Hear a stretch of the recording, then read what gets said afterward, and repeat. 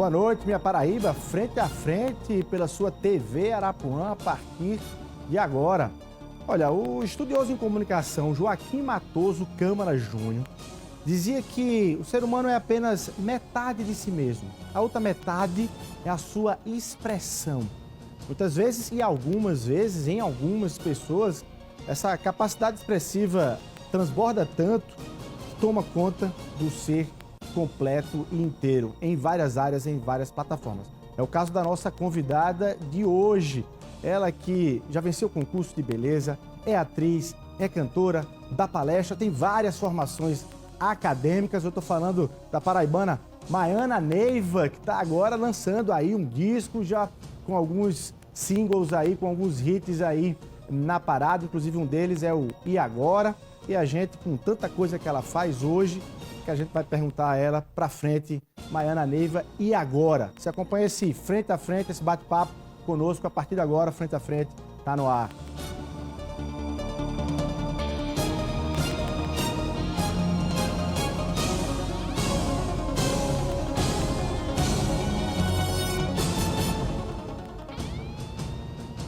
Muito boa noite, Maiana. Obrigado pela sua presença aqui no Frente a Frente. Tem um tempinho aqui para poder ficar em João Pessoa e dar uma passada aqui no Frente a Frente da TV Arapuã. Boa noite, seja bem-vinda. Obrigada, boa noite, Luiz. Nem mereço tanto, essa apresentação foi maravilhosa. Vou levar ela.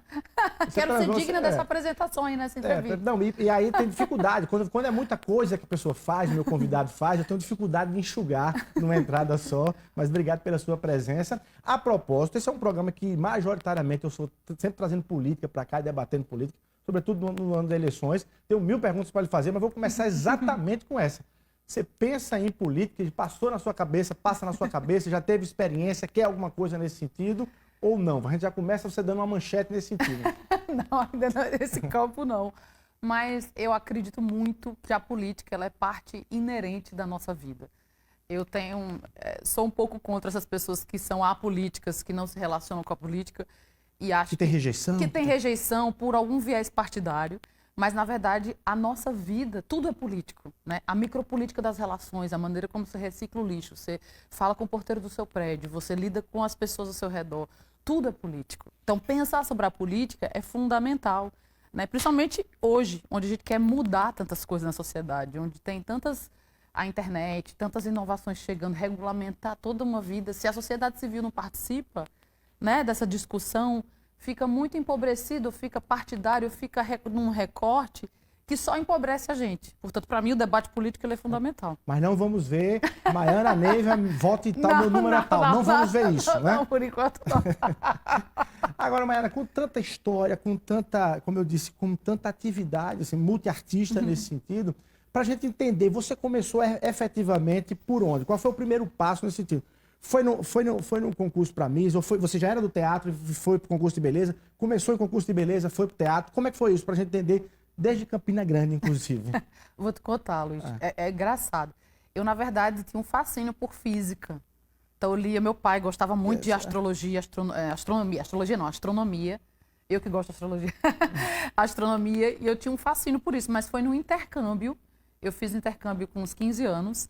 E, por acaso, nesse intercâmbio, a conselheira da escola falou, would you like to do drama class? Vamos lá, drama class. Vamos fazer uma aula de teatro. Falei, vamos lá.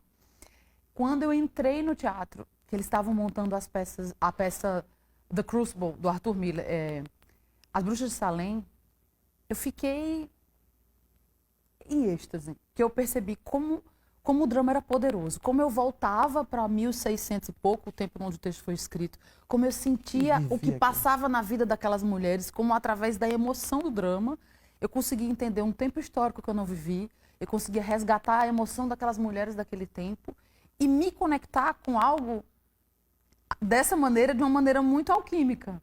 Eu falei, nossa, isso é muito bonito. E aí eu subi no palco na minha escola do intercâmbio e fiz essa peça. Na época, minhas primeiras peças foram lá na Califórnia e acho que quando você sai da sua cultura, você se experimenta um pouco mais também, né? Talvez se eu tivesse ficado aqui, eu tivesse enveredado para outras coisas. Com menos filtros, né? Menos filtros.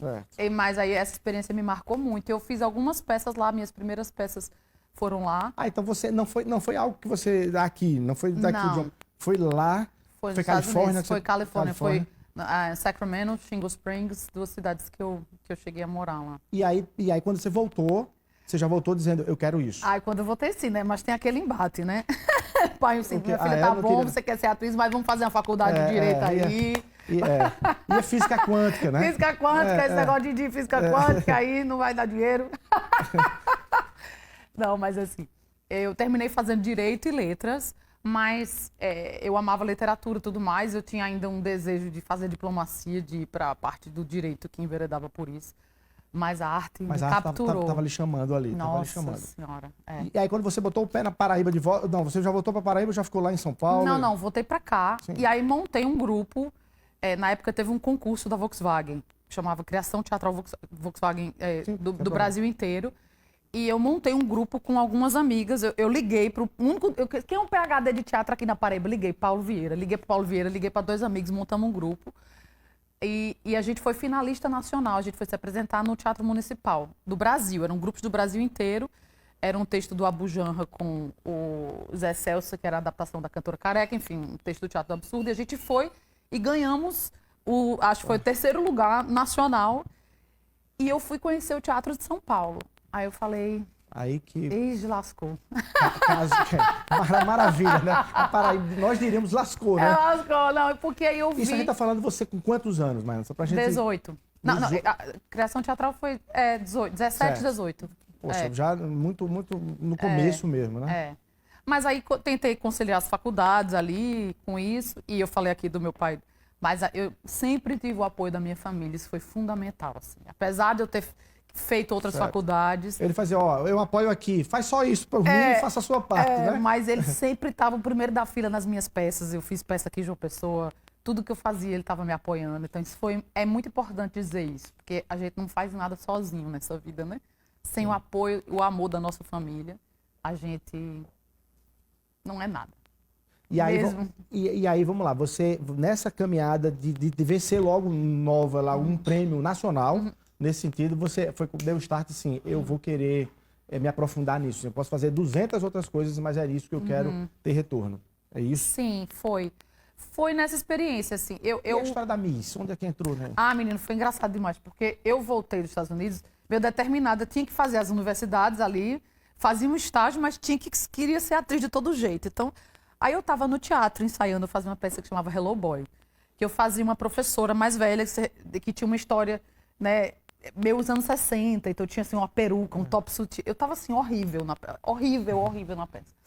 Aí um amigo do diretor que organizava o concurso de Miss foi assistir o ensaio. Falou, menina, você é uma Miss. Eu falei, Jesus, como, Senhor? Não tinha nada assim, eu nunca tive nada. Você nunca projetou isso? Então, nunca Então, para quem imaginou, Maiana começou, ela foi vista no concurso de beleza e colocada nos palcos. Zero, eu já estava ensaiando no Teatro Santa Rosa, já tinha voltado dessa temporada de intercâmbio, onde eu tinha começado a fazer teatro lá. E como João Pessoa era uma cidade que tinha pouca expressão, né, de teatro, digamos assim, as pessoas não tinham muito costume de ir ao teatro. Eu pensei, eu vou pegar essa oportunidade para as pessoas me conhecerem e talvez conhecerem o meu trabalho. E foi muito engraçado, porque eu não tinha nada de mim. Minha mãe tinha que me arrumar. Vai, você ajeita um negócio. Você não explora, quer dizer, os papéis não exploravam beleza nesse sentido. Era assim, era atriz mesmo que você era pra botar uma... Olha, esqueci as coisas. Tudo que assim, uma misa, tinha que arrumar o cabelo que saía do jeito que tava, porque saía do ensaio do teatro pra ir pra um negócio, um evento e ficar... E aí? Então você representou também como Miss. Era uma atriz... Era um papel, fazendo a Miss. E aí, mas tudo vale a pena, assim? Foi uma... Não, eu tenho muito amor pela Paraíba, eu tenho muito amor pela minha terra. Sempre falo da Paraíba, né? Tenho muito orgulho. Então, para mim, foi um orgulho representar a Paraíba no final das contas. E teve até uma história engraçada nesse meio. A gente foi para Brasília uma vez e todas as Miss levavam um presente, não sei o que era, se era para o presidente, o que era. Que situação que era? Eu sei que eu esqueci o presente. Sim, era um ritual que você tem que fazer. Claro, eu lembrei na minha cara. Eu cheguei toda arrumada e esqueci o presente. Aí eu falei assim, que era o algodão colorido da Paraíba. É um negócio super bonito, gente. Eu fiquei péssima, mas aí na hora eu falei assim, pois não, senhor presidente, eu trouxe aqui um valor imaterial da nossa terra, que é um cordel que eu escrevi em homenagem às mulheres da minha terra. Aí eu falei, da aridez da terra, ao âmago da alma, A mulher nordestina, labaredas acalma, em seu seio materno, que o canto da beleza enseja, o céu ilumina e a vida pedreja. Seu olhar felino, destemido roseiral, indomado sob a flâmula da natureza imortal, determinado, ousado, visceral. Permita-me anunciar ao espaço sideral, ao mundo inteiro, a imensidão de teu ventre nesse cordel estradeiro. Ana, Maria, Joaquina, Magdala, Eulália, Severina. Sob a sutileza de tua força feminina, o meu coração é invadido por inefáveis labaredas. Mostra, Paraíba, esse Brasil, a tua grandeza, afluente de força, de força, de força, e de tão rara beleza. E inspira-me nos caminhos teus, pois, mulher paraibana, tu és a face feminina de Deus. Pelo amor de Deus, rapaz, você está incluindo mais um item na sua apresentação. Aí já era menina de letras, né? Pulsando ali. Aí o agente disse, não, entrega os presentes todos. Entrega os presentes, esqueci o algodão colorido, mas falei do algodão. Mas você tinha feito, assim, você tinha já tinha escrito no avião essa poesia vindo para lá. Que independentemente dos presentes, você queria registrar em algum momento. Na verdade, e aí foi o que lhe salvou como... Que entrega maravilhosa. Na verdade, eu não esperava que isso ia acontecer. Foi o que eu esqueci. Eu falei, meu Deus, e agora? O que é que eu vou fazer? Aí eu falei, vou falar do cordel, que é uma expressão nossa, né? Então, mas você já publicou livros em poesia? Temos... Não. Esse cordel, inclusive, foi a primeira faixa do meu disco. Que começou... Meu disco chama Tá Tudo Aqui Dentro, que eu lancei agora dia 8 de março. E... Bom, eu vou só voltar um pouquinho no tempo para falar desse cordel. Eu morei 6 anos em Nova York e voltei para o Brasil em 2018. E eu me perguntei, onde é que a minha história começava? Né? Eu que sou atriz, vivo de contar histórias de outras pessoas, onde é que a minha história começa? É importante isso. É fundamental para você se localizar na vida, né? E eu falei, eu começo pela minha ancestralidade feminina e a minha ancestralidade masculina. Eu voltei e fiz um documentário sobre meu avô, que chama José, que foi um balaeiro da feira, que nasceu em Patos, com uma história linda, fotógrafo. E fiz o clipe no Alto Sertão da Paraíba. Dirigi o clipe junto com... Criei uma equipe paraibana para a gente dirigir, colocar imagem nessa poesia. E musiquei essa poesia que se tornou a primeira faixa do meu disco. Que bacana. O Cordel da Mulher Paraibana. E assim, eu quero conversar, você está com um podcast Conversas que Curam, né? Você teve uma experiência nesse sentido enfim, a partir da sua leitura de meditação, de filosofia e tudo, quero conversar com isso, porque é importante essa história do ponto, né? Do ponto que a gente sai, para a gente não se perder. Muita artista acaba tendo dificuldade de saber o que eu estou fazendo, porque se perde dessa raiz. Eu me lembro do Rossando Klingen aqui comigo, dizendo, olha, Torres, eu nunca perco, sempre tenho que dar um pulinho em Campina Grande, dar uma sentida nas coisas, ouvir as mesmas coisas que eu ouvi, aí eu volto. Posso passar 6 meses fora, mas eu tenho alguma coisa ali. Isso é importante, né? Com certeza. Grande Rossandro Klingen, meu querido amigo, um ícone da nossa Paraíba também. Um grande pensador nosso, claro, autêntico. Claro. Teve aqui conosco. Já esteve com você ali no podcast, né? Vi alguns trechos. Querido, né? Sim. E o podcast também surgiu. Acho que de tempos em tempos a gente vive ciclos, né? E depois de muitos anos fora, acho que essa lupa, ela é importante, no sentido de que, assim, às vezes você fica só na sua terra durante muito tempo, você não consegue ver certas coisas de fora. É importante você ir para fora, né? Mas quando eu voltei... quando eu vi a minha história de fora, que eu morei muitos anos em São Paulo, 6 anos em Nova York, que eu falei, nossa, o tanto de riqueza que eu já sentia que existia, mas que eu pude expandir dentro de mim. Mas esse tempo fora, quando eu estava no Brasil, eu emendava um trabalho no outro, uma novela, não sei o quê, eu estava sempre... O tempo que eu fiquei fora, pela primeira vez na minha vida, eu tive um tempo de parar. E eu comecei a ter contato com a meditação. Eu cheguei em Nova York, saí de um set de um filme que eu estava super feliz, cheguei no meio do inverno, devastador, assim, falei, meu Deus do céu, o que eu vim fazer aqui agora? Você já estava sentindo que tinha... Foi o que me trouxe para cá, né? E aí foi maravilhosa essa crise, porque me trouxe o contato com a meditação. Foi um escape que você teve ali, uma via que você teve? Foi. Eu sempre meditei desde criança. Eu estudei na Lourdinas aqui, eu tinha retiros no colégio que eu fazia, de oração. Sempre fui muito conectada com isso. Isso foi muito importante para mim, a espiritualidade, fundamental.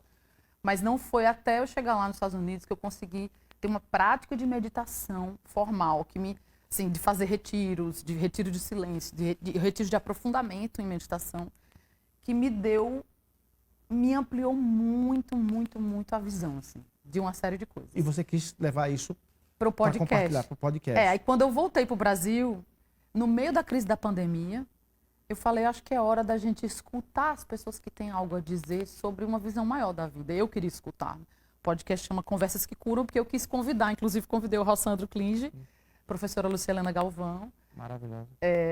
Para ouvir o que aquelas pessoas tinham a dizer sobre cura, né, de segmentos diferentes, filosofia, arte, psicologia. E para mim foi uma jornada de abrir um pouco isso mais para o mundo e me misturar O que quer dizer? Eu fiz um curso de formação de professores de meditação de 2013 até o ano que eu vim embora. Mas não foi até o podcast que eu coloquei isso para fora. Até então era uma coisa só para mim. E ajudou? Me transformou. Ajudou pessoas? Você chegou a ouvir algumas pessoas dizendo, olha... Sim, é assim, tudo que a gente faz para se ajudar, né? E no processo da nossa transformação, acho que alguma alquimia vai acontecendo ao redor da gente. A mim me transformou profundamente, porque foi graças ao podcast que eu conheci a professora Luciana Galvão, que, não sei se vocês conhecem, mas é uma referência. Quem não conhece, gente, conheça. Mas 2 minutos ouvindo, você já consegue lição para um bom tempo da vida. Para o resto da vida, né? Mais 600 palestras no YouTube, é um Sócrates vivo. E ela foi minha convidada do podcast, eu fui aluna dela, da escola dela, Nova Acrópole, e ela me liga no meio da pandemia e fala assim, olha, eu vou fazer um evento de palestras, e você já tem uma palestra, já negociei a sua palestra. Como assim, professora? Era a sua entrada. Era a minha entrada. Era a sua entrada. Você vai falar de meditação e criatividade? Como assim? Você não quer que eu chame a monja, minha professora? Não, é você. E, gente, eu fiquei toda me tremendo. Falei, não, professora, pelo amor de Deus. Mas a atriz Maiana Neiva, a Miss Maiana Neiva, tudo se tremendo para dar uma palestra e falar com o público. Essa eu quero ouvir, quem está em casa certamente quer ouvir. Por quê? Porque é interessante isso. Muita gente pergunta, mas assim, essa história de falar para o público, né? Gente que tem um talento, gente que faz outras coisas até mais... até extrovertida numa mesa de bar, num restaurante, mas quando vai falar para o público, tem essa trava. Por favor. Então, o que aconteceu era que até então, eu sempre falei textos, né, como atriz, textos de outras pessoas. Fazer o podcast... Era expor. Era me expor. Falar do meu avô era me expor. Publicar o Cordel da Mulher Paraibana, lançar o meu disco era expor. Então, para mim, foi como se eu estivesse entrando no 8º acima de mim mesmo, assim. Onde é que entra a minha narrativa, pessoal? Quais são as minhas histórias? Eu tinha lançado um livro, Sofia, um livro para crianças, que eu adoro. Mas a minha adulta, a mulher que eu era, que narrativas eram minhas, originalmente minhas? Então... a palestra para mim é como se eu estivesse vestindo meu coração para fora, assim. Porque eu acho que é o discurso, é a coisa mais próxima de mim. Porque, obviamente, o que eu falo na palestra, isso é importante ser dito, não é meu somente, são todas as mensagens que me transformaram ao longo da minha vida. Então, as coisas boas, a maioria são de outras pessoas que eu aprendi. Para inspirar outras. Para inspirar outras, mas que eu concentro o que é que decantou em mim de tudo que me transformou, desde a meditação, pela arte, pela comunicação, né? Então, quando eu subi nesse palco, Qual foi o primeiro evento? Foi em Curitiba, chamava Conexão Bem-Estar. E assim, se eu fizesse assim, caia um parágrafo. De tão fixada que estava. Mas foi incrível. Eu senti depois daquela palestra algo que eu nunca tinha sentido antes. Eu amo quando as pessoas vêm assistir meu show. Eu amo quando as pessoas vêm trabalhos meus como atriz. Mas ali a minha palestra era o meu coração. Era algo que nunca tinha acontecido antes. E eu amei fazer aquilo. Eu amei, principalmente porque hoje eu trabalho com essa questão de alinhar a sua comunicação interna com a comunicação externa. Hoje eu faço uma mistura de tudo que eu aprendi no teatro, na meditação, na vida, como comunicadora mesmo. Como é que eu posso ajudar as pessoas? Quantas pessoas querem dar voz à sua essência e não o fazem? Porque não acreditam em si mesmos, porque tem uma série de comunicações internas que criam ruído. Quando você alinha essa comunicação interna, a sua comunicação externa flui. Você pode ser o que você veio ser, a potência divina que tem no seu coração, expressar isso. Eu falei, cara, talvez isso... Eu amo, eu tenho muito amor por fazer isso. E aí você está fazendo. E eu estou fazendo isso em empresas, em eventos, e isso já faz alguns anos, né? A minha primeira palestra faz 4, assim, pandemia. Certo, de 2020 para cá. 2020 para cá. 4 anos. Agora, deixa eu te perguntar uma coisa, Emanuela, porque tem muita gente que diz o seguinte, olha, é melhor segmentar no mundo de hoje, no mercado de hoje, seja no mercado artístico, seja em qualquer outro ramo de atividade, pessoas, da medicina ao jornalismo, olha, é melhor segmentar, seja ali o melhor naquele ponto ali específico. E versus diversificar a capacidade de atuação.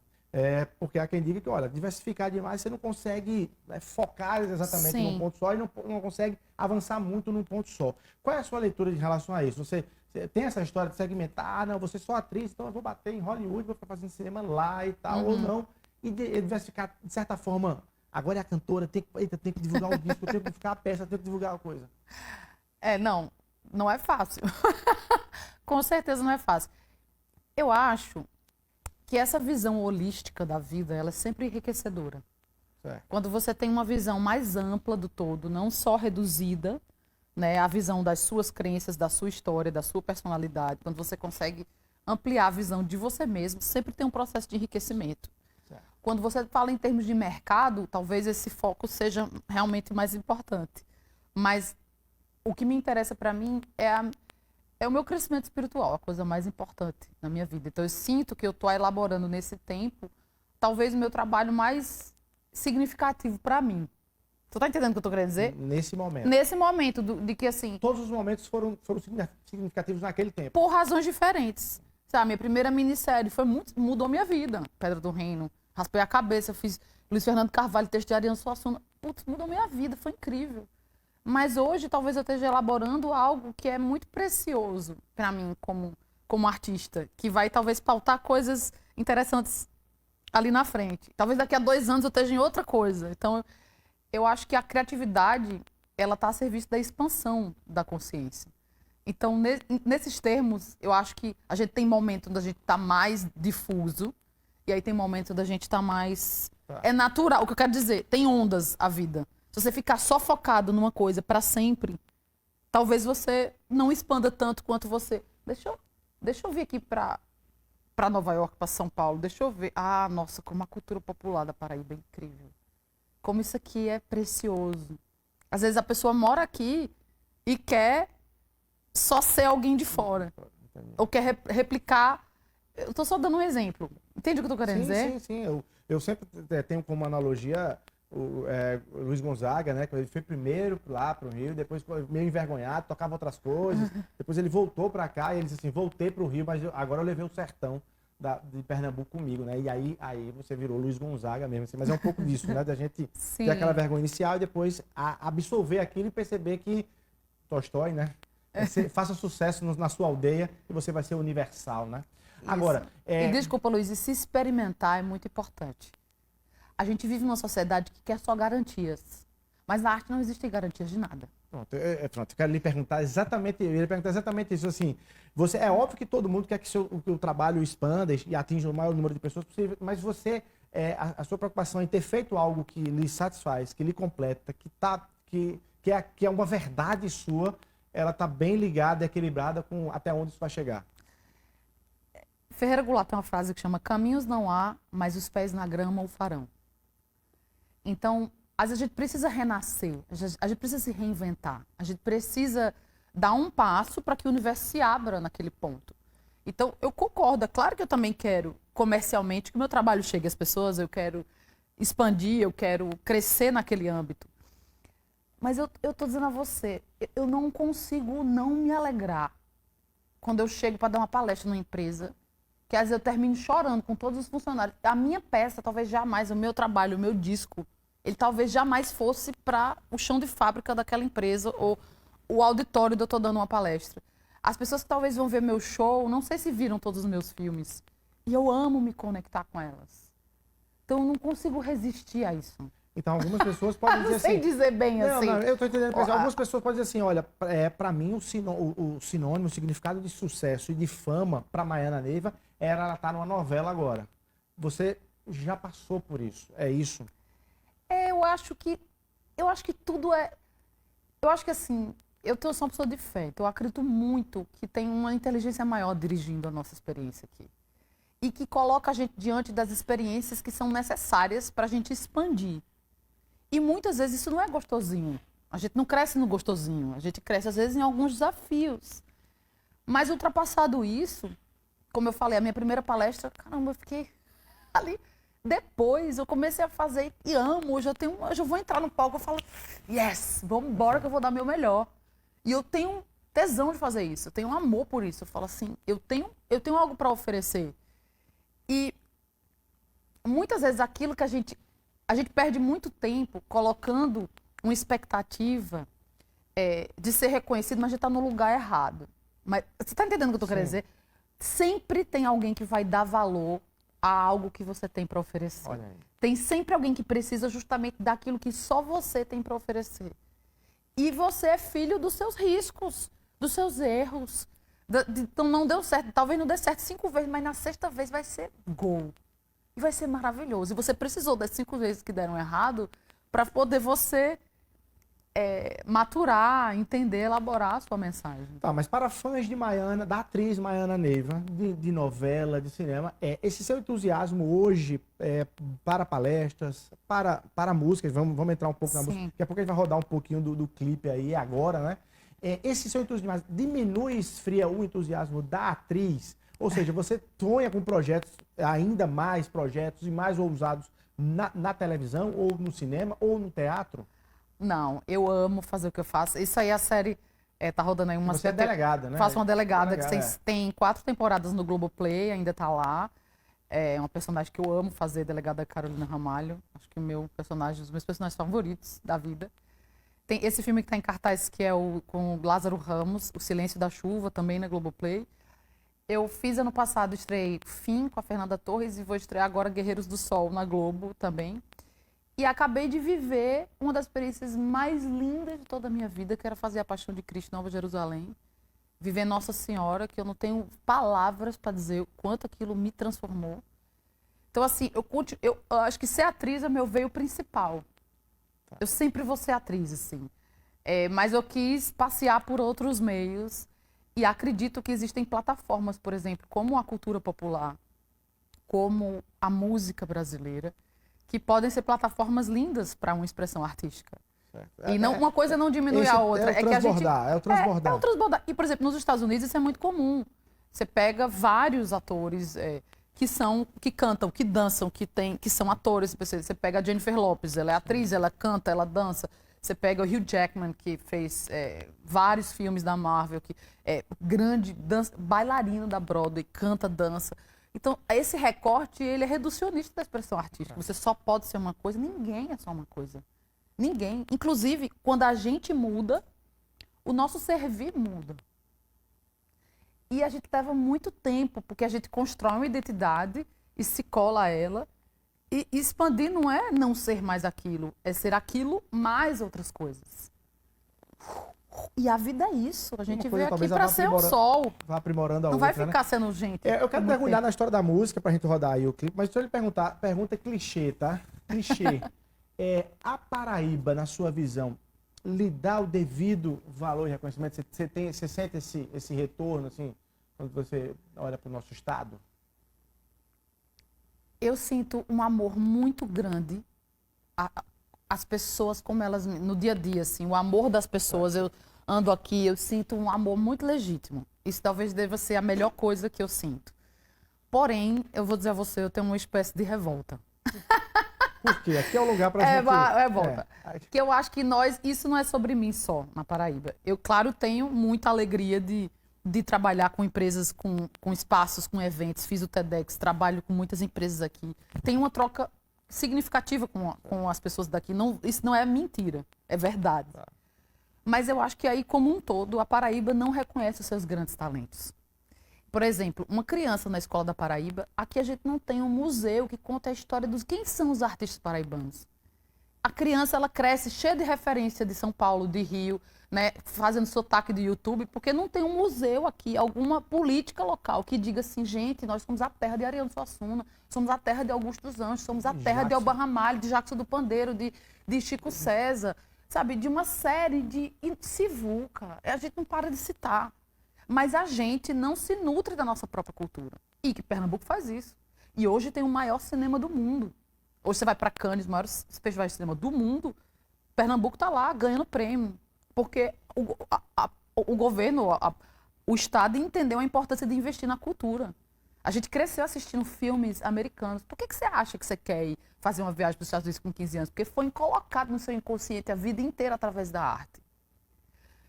A arte, você pode dizer que talvez não sirva para nada, mas serve para tudo. Muda a sua visão. Então, acho que a gente poderia ser, sim, se apropriar muito mais. Você está falando, não é nem uma coisa como Maiana Neiva. Como Maiana Neiva, assim. A gente tinha que ter um museu em hoje, homenagem a Sivuca, a gente tinha que ter... As pessoas tinham que aprender já de Augusto dos Anjos. Isso, saber, as crianças tinham que ir num lugar onde elas se vissem. Onde elas dissessem, putz, tem uma menina que toca sanfona e canta Lucy Alves, que nasceu ali onde eu nasci. Tem, sabe, tem Sivuca, um cara que foi para Nova York e gravou com os maiores músicos do mundo, Carnegie Hall. E aqui do sertão da Paraíba. Tem Chico César, que é um dos maiores compositores da história do Brasil. Tem Elba Ramalho, que nos anos 70 saiu do sertão da Paraíba para tocava a bateria no sertão da Paraíba. E fundou o movimento do forró no Brasil, junto com Marinês. Tem Marinês e Elba Ramalho. Elba Ramalho. Ou seja, então, do ponto de vista, você está falando, do ponto de vista da educação, do ponto de vista oficial, esse retorno o Estado poderia dar mais. Eu acho o carinho das pessoas você tem. Eu tenho muito carinho das pessoas, faço trabalhos especiais aqui, gostaria de fazer mais, gostaria de ser mais reconhecida aqui, gostaria. Adoraria fazer o show do meu disco aqui, por exemplo, adoraria trabalhar mais aqui, ser mais reconhecido, sim. Mas eu acho que isso não é só meu, é uma angústia de muitos artistas daqui. Olha, Lúcia, eu tive com Lucy, a gente fez aqui o Frente a Frente, na verdade ela ainda no Rio, a gente fez online, e ela de certa forma falou algo... no caso da música, especificamente, falou algo muito parecido com o que você está dizendo aí, do ponto de vista... E aí ela diz assim, da história do convite e da convocação oficial para se, né, para se ter mais essa janela como vitrine dos artistas paraibanos. Quando é que você quer chegar na música? Vamos lá, vamos aqui. Eu estou quase deixando para o próximo bloco o clipe, né? E agora? Posso pedir agora? Vamos ouvir um trechinho...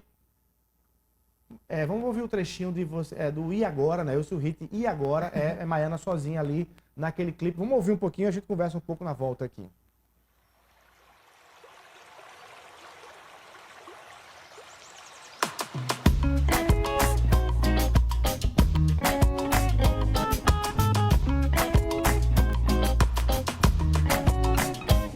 Você era minha sereia, mais sincera seiva do meu suor. Você era o centro da esfera, onde dentro a fera podia entrar. Você era também a ira de todo esse desejo, onde aflora tudo que impera. Quem me dera agora saber o que é.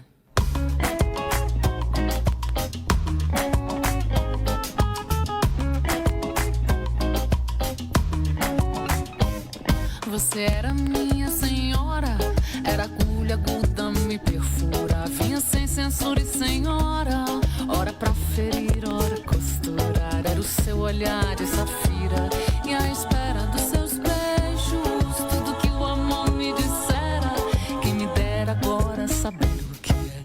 O que você é agora, onde é que vai morar? Diga o que de mim será, depois de ver você ir embora. O que você é agora, onde é que vai morar?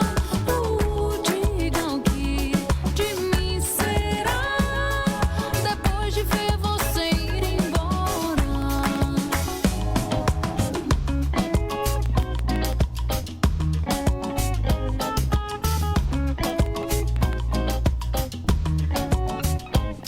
Você era minha sereia, mais sincera seiva do meu suor. Você era o centro da esfera, onde dentro a fera podia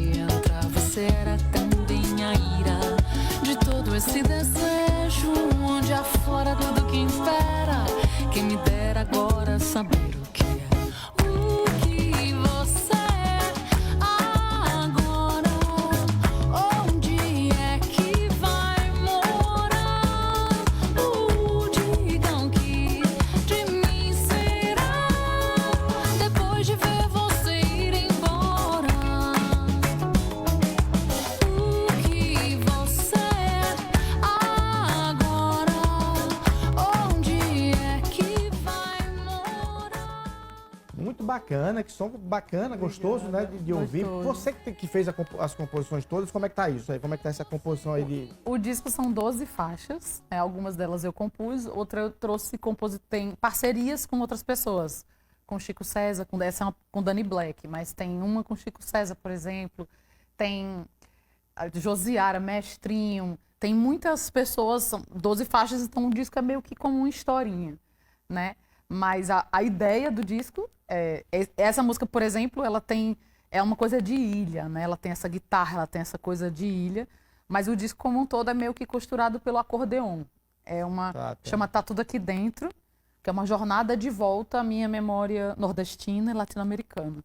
E o acordeon é o elemento, o Mestrinho gravou todos os acordeons do disco, que é um grande músico, meu amigo, que o acordeon é um instrumento que costura, se você imaginar, a música ibérica, o tango, o forró, o próprio sertanejo, né, do sul do Brasil. O acordeon é um elo entre essas musicalidades. E é o grande instrumento do disco também. Que bacana. Vamos pro intervalo com um trechinho de Chico César, você cantando Bora. Com Chico César, né? Queima. Pô, coloca um trechinho de Chico César pra gente, com Maiana, pra gente acompanhar. A gente vai pro intervalo e volta aqui no nosso bate-papo.